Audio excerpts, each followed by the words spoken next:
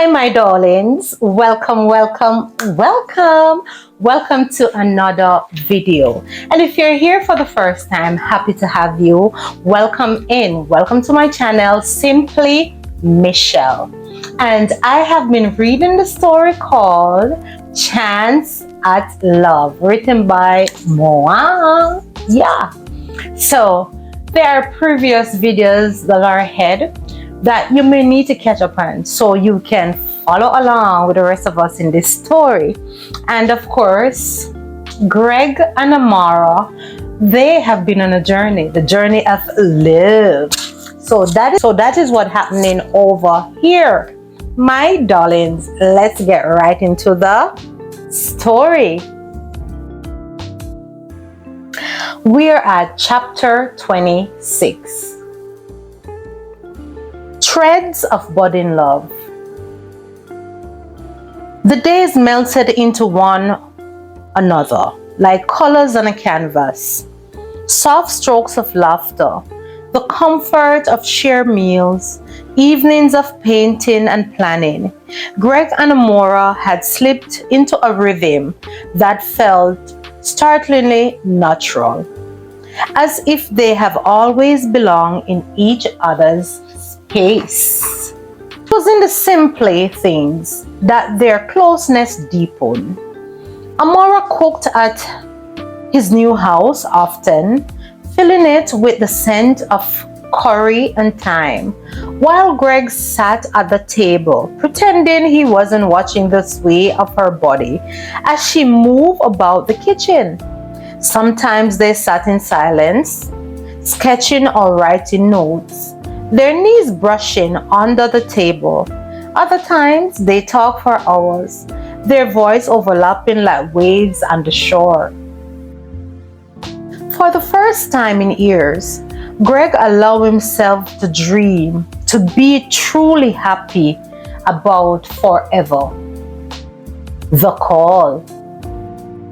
One afternoon, as the golden sun dipped low and Amara chopped vegetables for dinner, acting as if she's the perfect wife, not yet married, her phone buzzed at the counter. She wiped her hands and glanced at the screen. A name lit up. Jonah Ellis.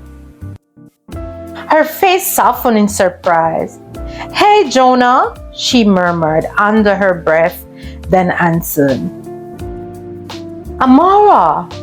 A smooth male voice greeted her, familiar yet distant.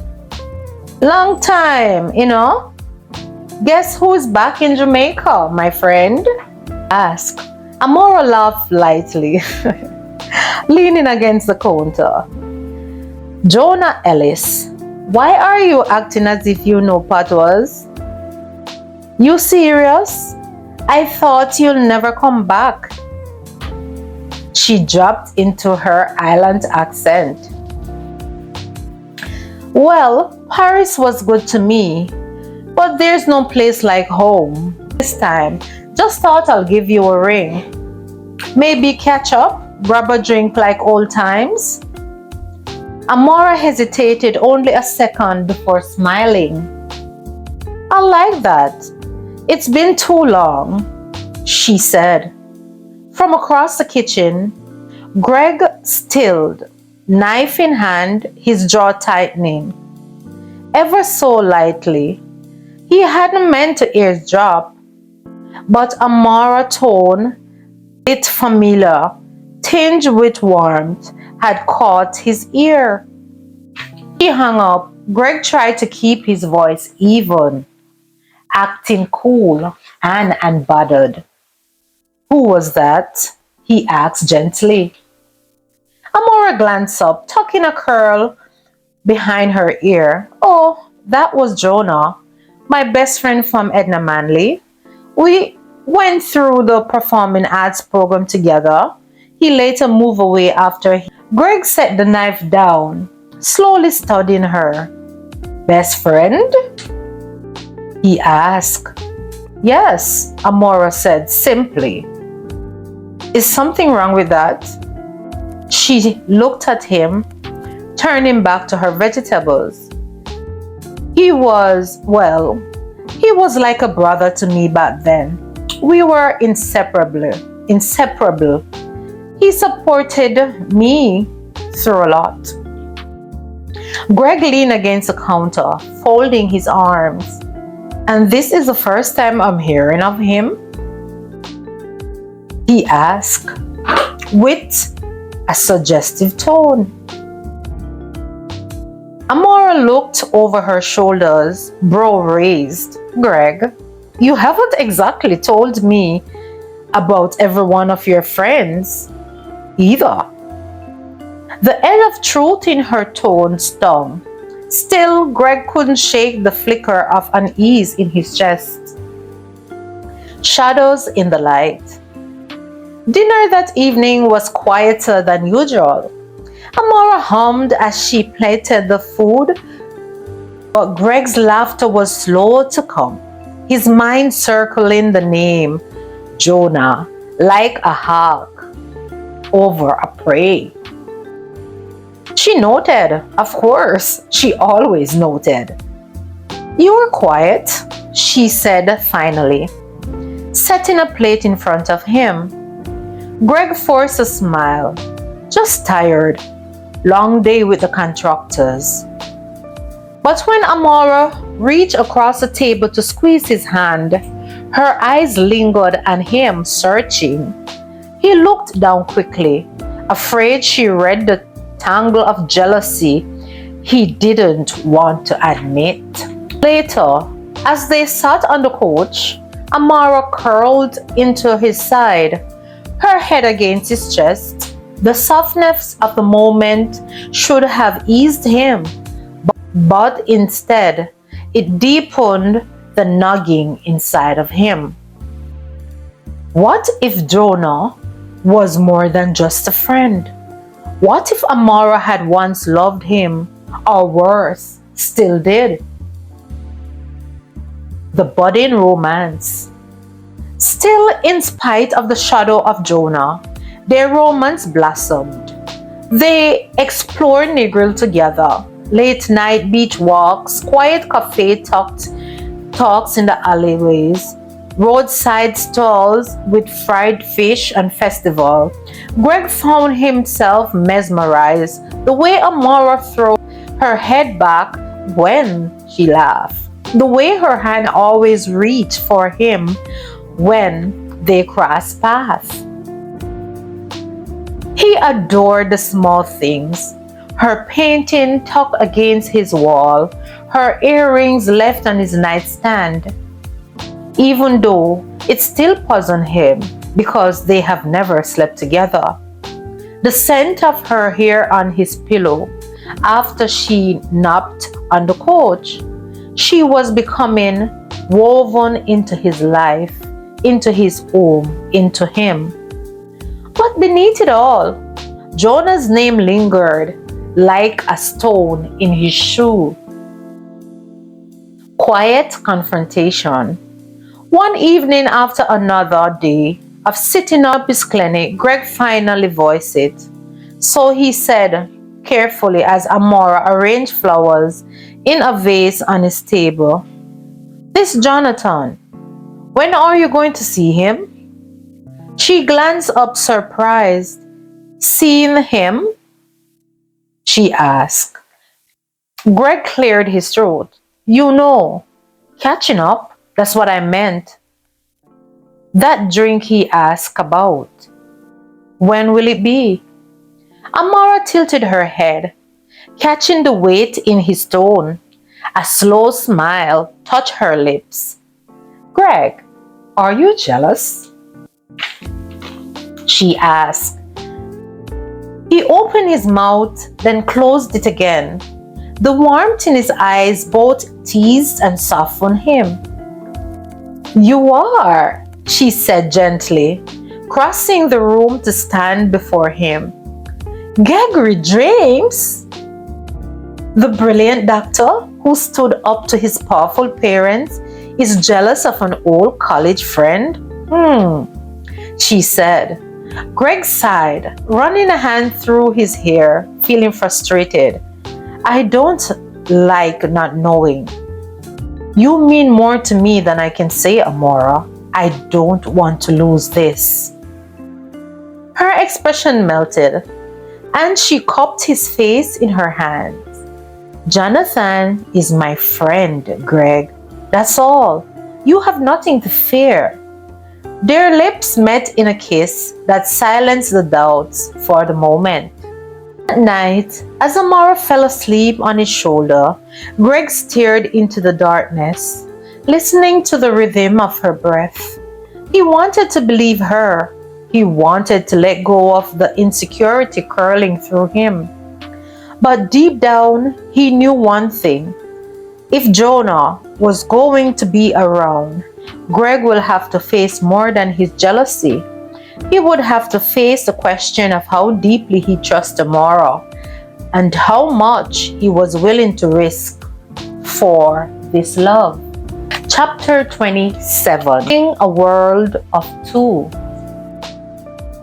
The rhythm between Greg and Amora had become so natural.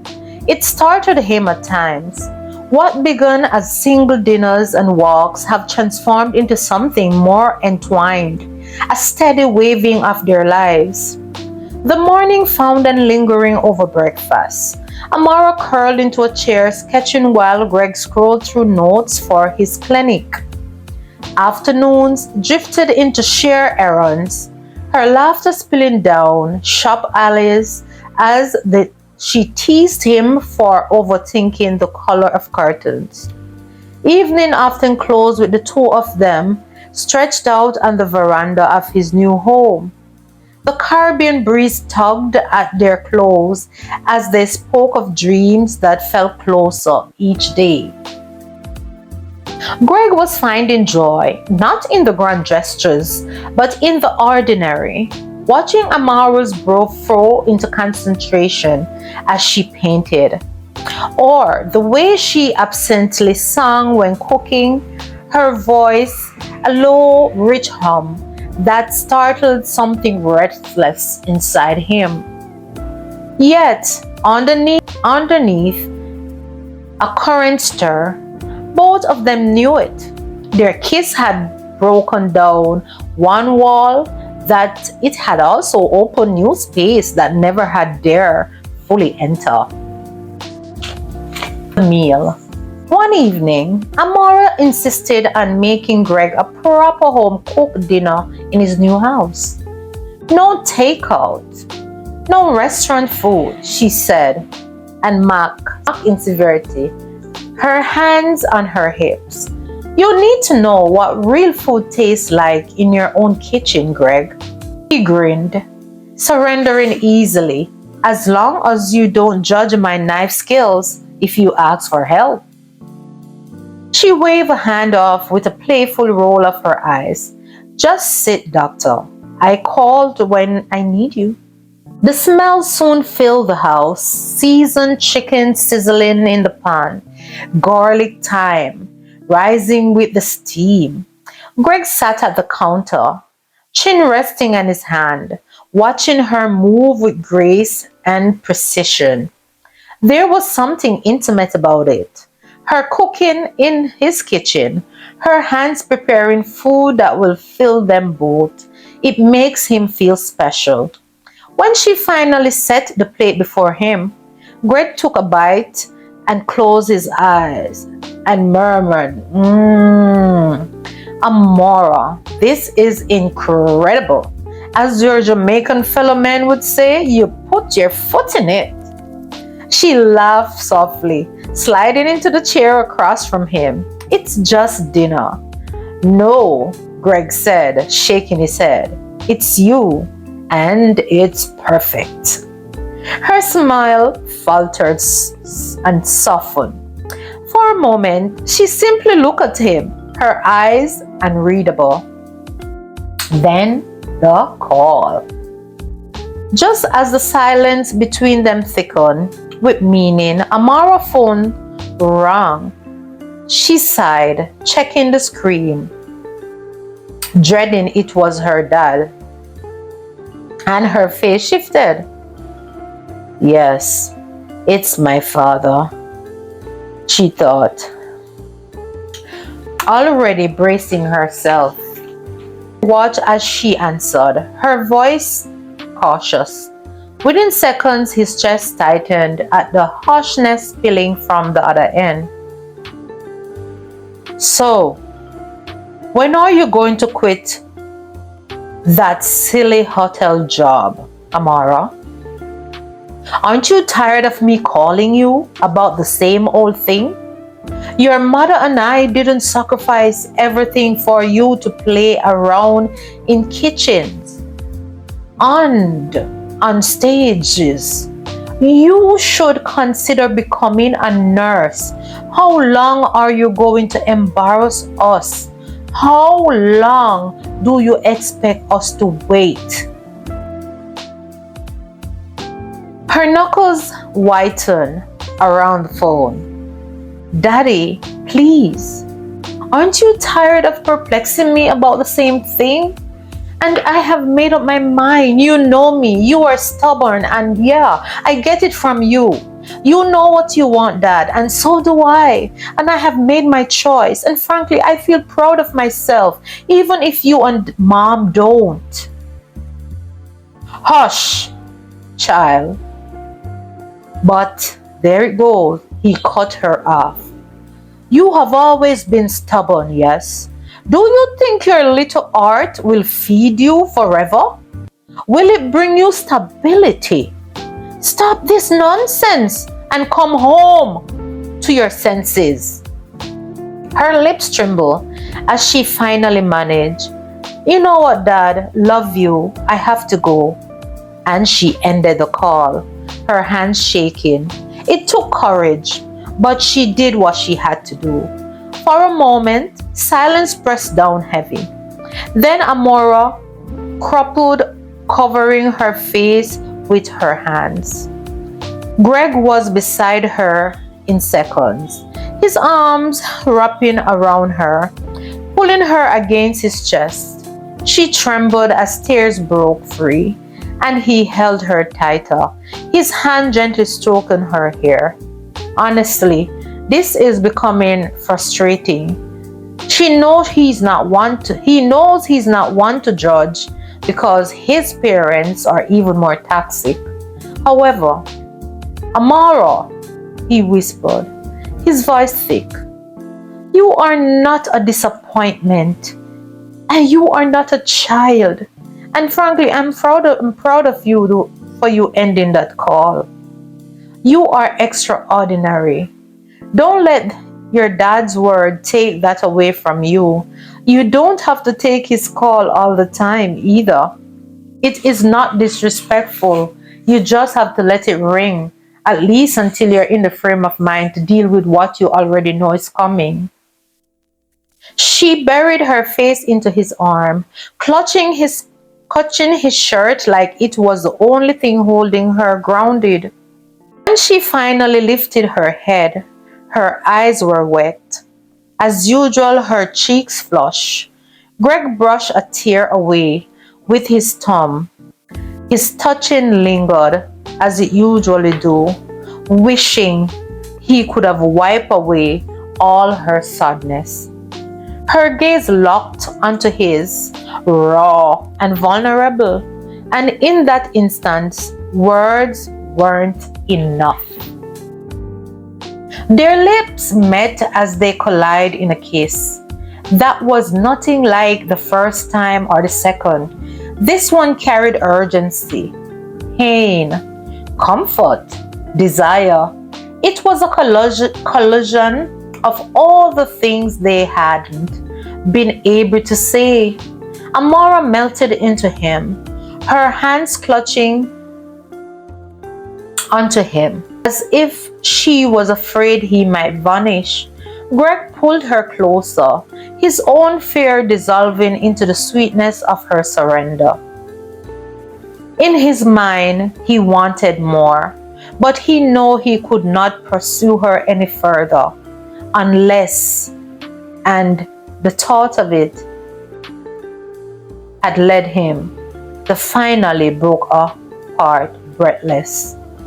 Because knowing how he felt inside and the passion he's feeling, what it would have led to next. And frankly, he too don't think either of them was ready. The air heavy between them as they stood looking at each other. Neither spoke. They didn't need to. The kiss had said it all. And while the shadows of their past still lingered, their presence was undeniable theirs.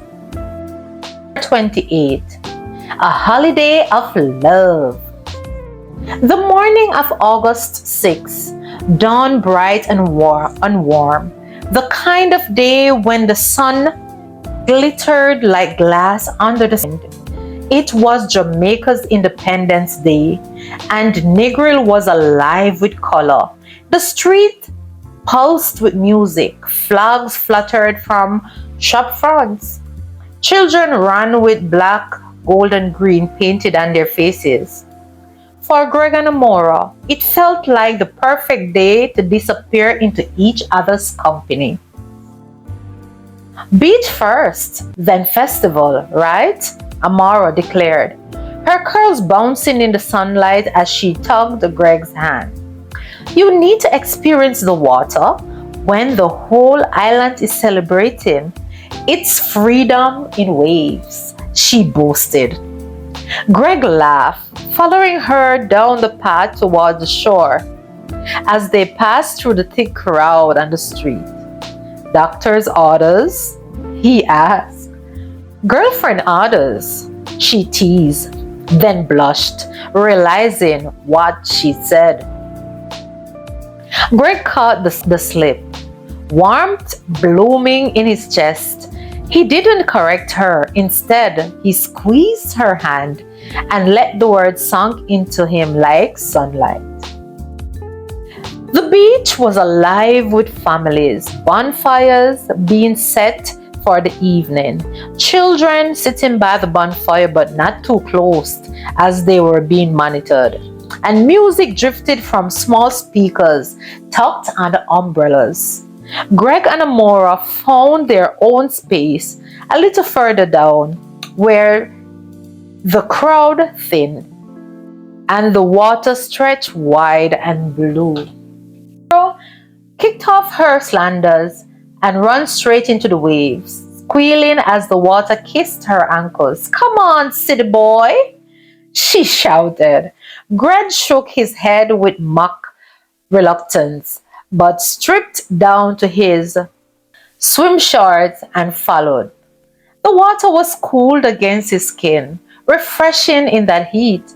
Amora, she splashed unmercifully until he retaliated, chasing her deeper into the waves. For a while, they forget everything. Parents, secrets, shadows. They were just two people laughing, tumbling into the surf, their bodies almost brushing as they swim side by side, as if they were in a competition, enjoying every minute of crossing the finish line. At one point, Amara ducked under the surf close to him, her face inches from his. Their laughter softened, replaced by the electric pull. Greg's hand stretched forward as they kicked against the tide. This feels, Amara whispered, searching for a word. Greg gazed locked with hers. Like freedom? He finished her sentence, as if he read her thoughts. She nodded, and their foreheads nearly touched briefly before another wave broke over them, sending them back deeper into the water. As you can see, the smiles all over their faces. By late afternoon, they lay back in their chair on a blanket in the sand, enjoying their jelly coconuts. The festival music began to rise in the distance. Greg phone buzzed beside him. He frowned when he saw the caller ID. Ben? He hesitated, not wanting to break the moment, but something in his gut told him to answer. Greg. Ben's voice came fast, urgent, but edged with relief. Listen, you won't believe this. Michael and Julie are there in Jamaica. Greg sat up straighter in his chair. What? Here? Now? Yes, they are visiting Montego Bay for a conference, but they are heading back to Boston soon. They want to see you, old friend, before they leave. They said it's important. Greg's pulse quickened. Michael and Julie, two of his closest friends from Boston, people who knew him before the escape, before Amara. Greg, Ben pressed. They are only here for a couple of days, man. They ask if you can come meet them tonight. Greg glanced at Amora, who was sitting close by. Watching him, her brow furrowed, he turned away slightly, his chest tightening. I will think about it, he said finally. Don't think too long, Ben warned. This could change everything. When the call ended, Greg stared at the phone, torn between dread and longing. Between worlds. Amora touched his arm gently. What is it? Greg swallowed. Friends from Boston. They are here. They want to see me before they go tonight. Her face softened. That's good, isn't it? I mean, I know we have plans otherwise, but it must be nice to see people you trust, people from your home, right? Greg hesitated. The truth sat like a stone in his chest. If only she knew how much I have kept from them and everyone else. Instead, he forced a smile. Yeah, it will be good. As if he's trying to convince himself. But Amara wasn't fooled. She studied him with that quiet intensity that always made him feel seen. Greg, if you're not ready, you don't have to force it, Not with me, not with anyone, she said. Her words soothed him, but they also stung because he knew eventually he would have to face the past. For now, though he leaned down and kissed her forehead, pulling her close as the festival drums began to echo across the shore. As fireworks later streaked the sky in bursts of gold and green, Greg and Amora hand in hand, their silhouettes framed against the glowing night. To anyone watching, they looked like a couple entirely lost in their cocoon of love. But Greg's heart thawed with unease. His Boston world was closer than ever, knocking on the door of his fragile paradise. And soon, he would have to decide whether to let it in or fight to keep it out.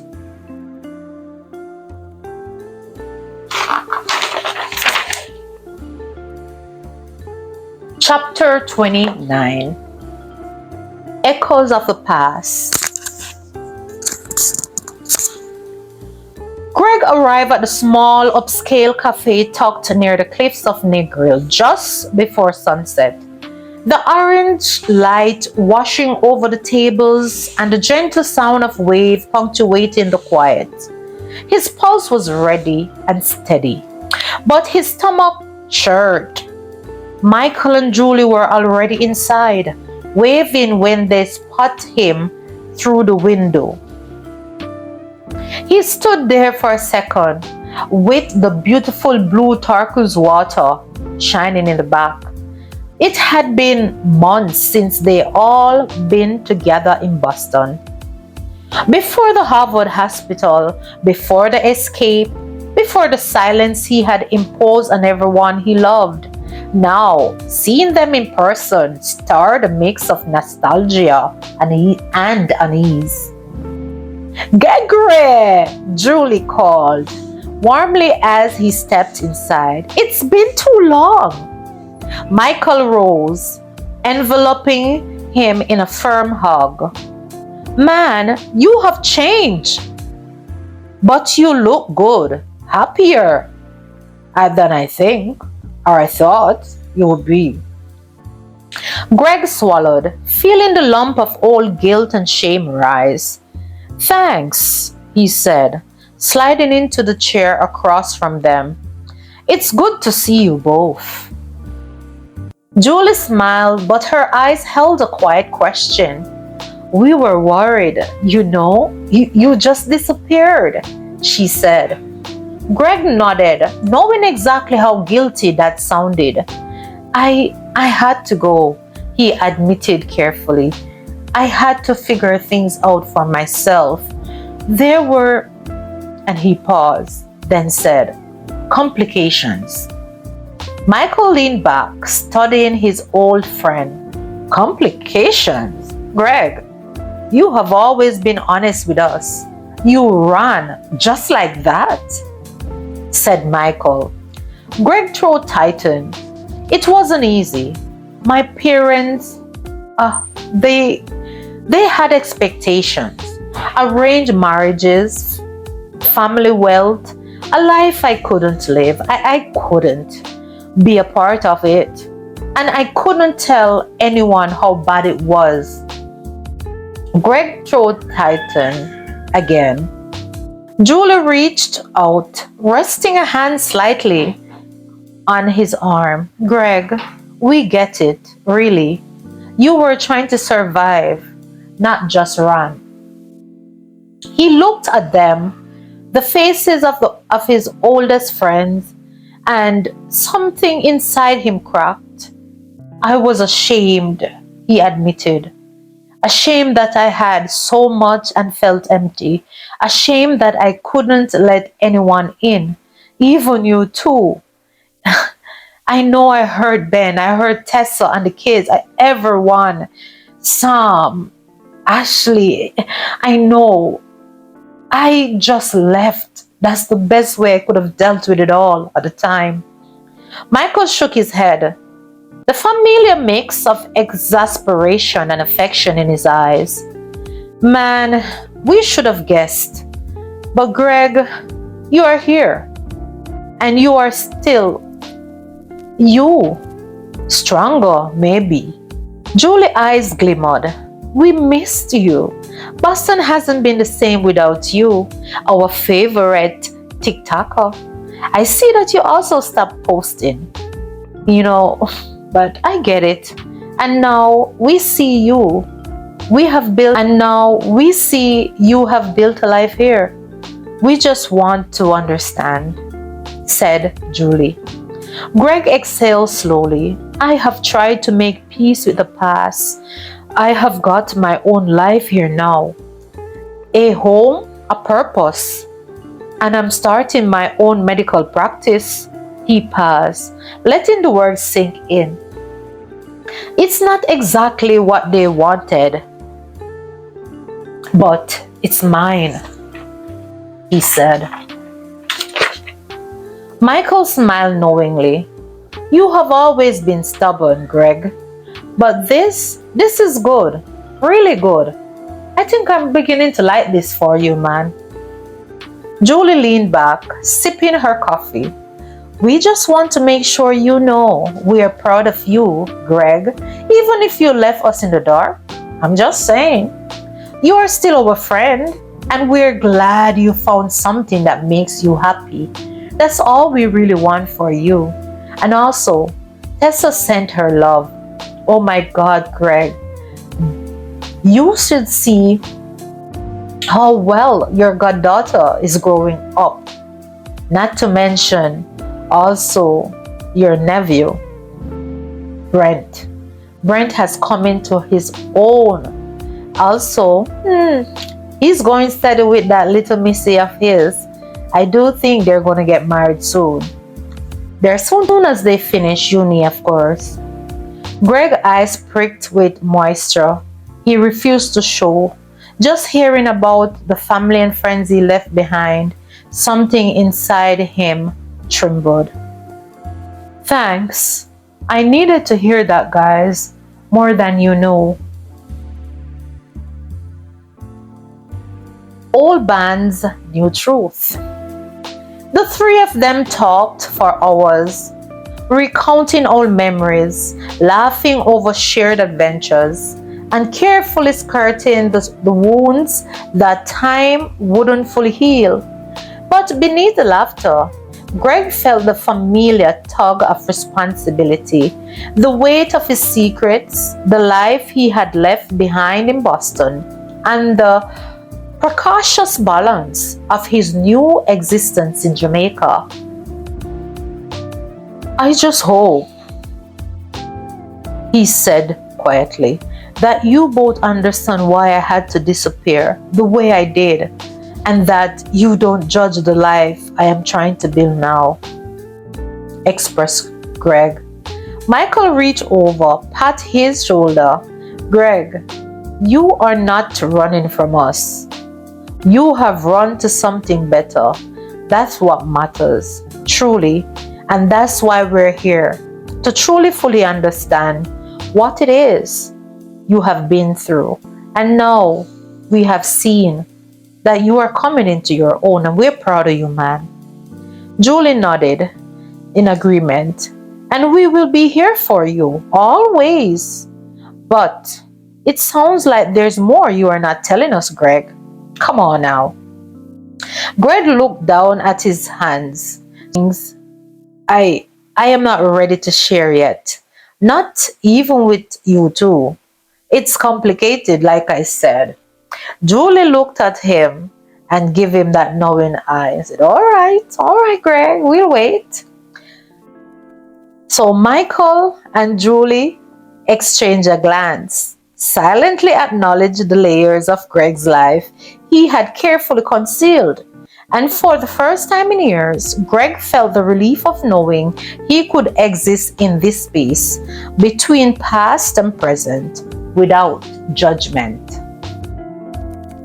They finished their coffee, standing to leave as the sun sank low into the horizon, painting the ocean in molten golden.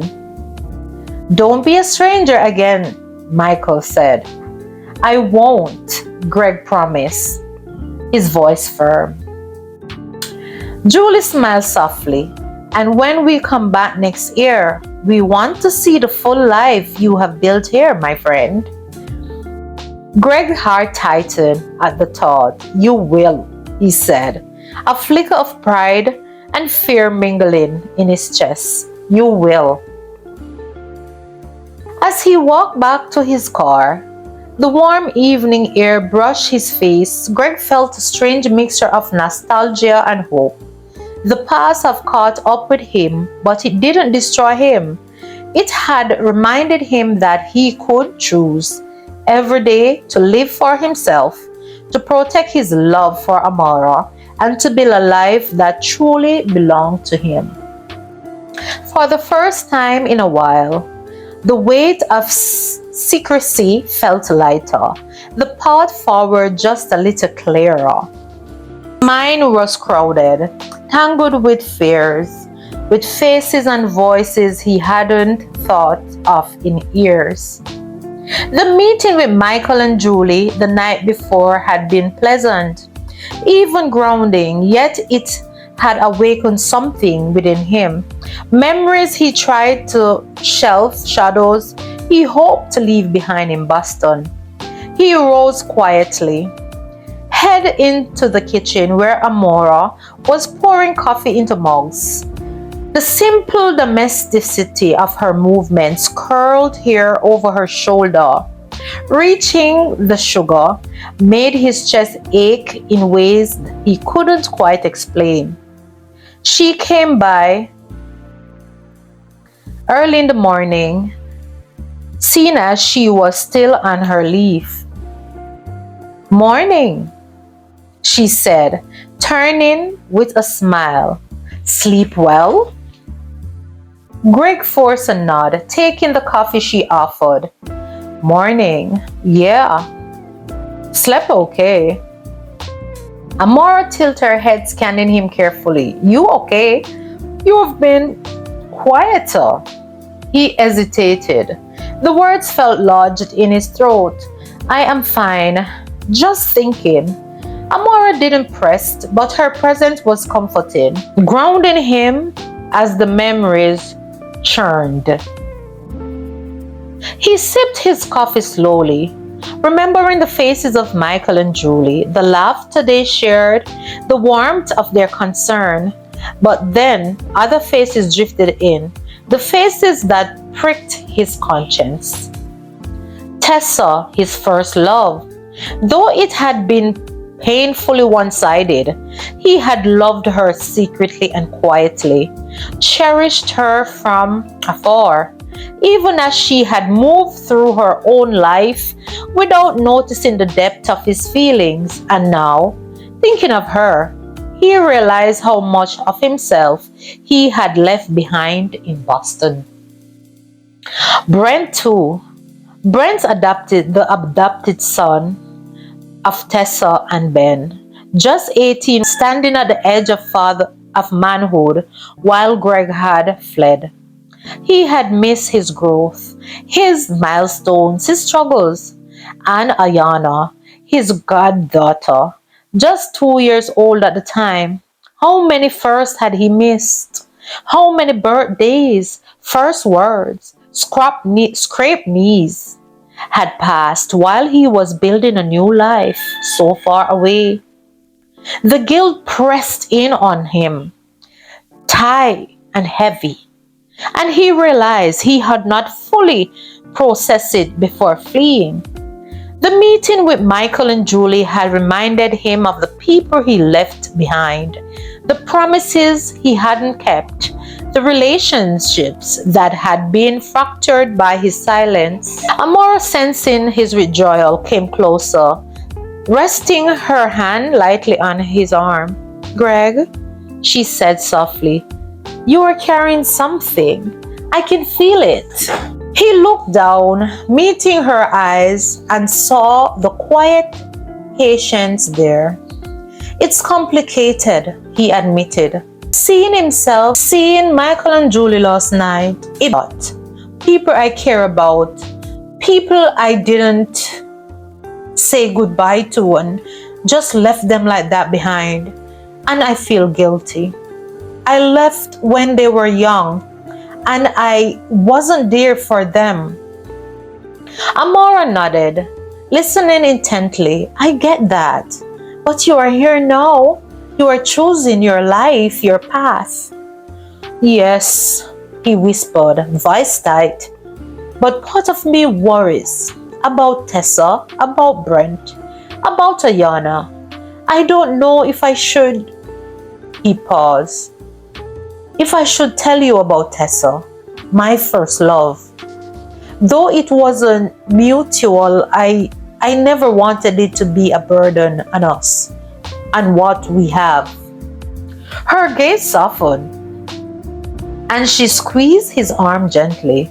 Gregory, you don't have to share everything all at once, but hiding things can make the weight heavier. I want to know you all. I want to know you, all of you, but I'll wait until you are ready to tell me.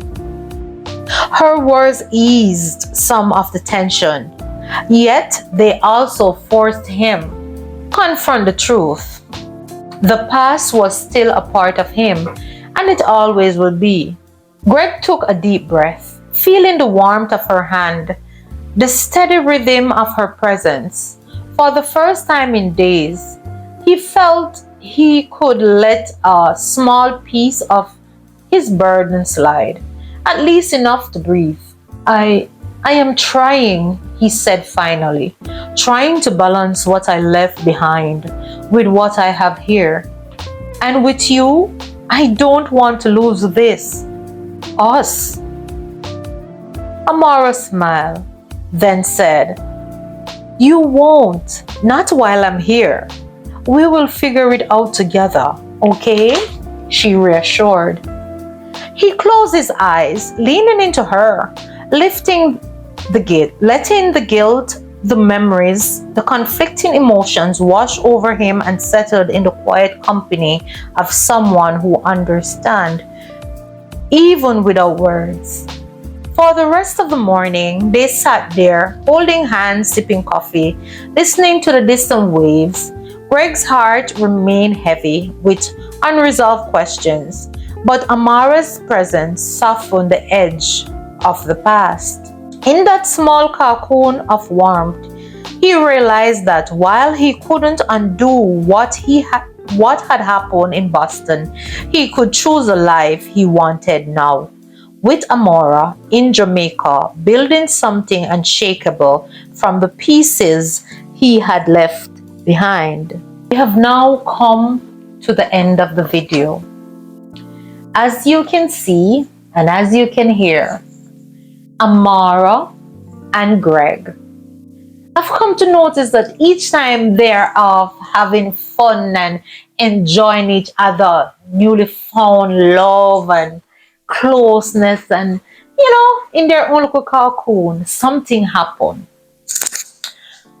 Now, Greg have finally confessed about, or tried to confess about, this one-sided love that he had with this girl in the past, Tessa. And Amara, she seemed as if she's taking it in a good way, but is she covering up something, or is it that she have her own, what would you say, her own little secret that she haven't as yet bring to the forefront? But she seemed rather understanding at this point, but we don't know what is around the bend. So guys, I would say stay tuned for the next episode so we can see how it all unfolds. And like I always say, Philippians 4 verse 30, I can do all things through Christ which strengtheneth me. So whatever you find to do today, my darlings, do it to the best of your ability. And I just want to say love and appreciate you all, my darlings. Bye bye.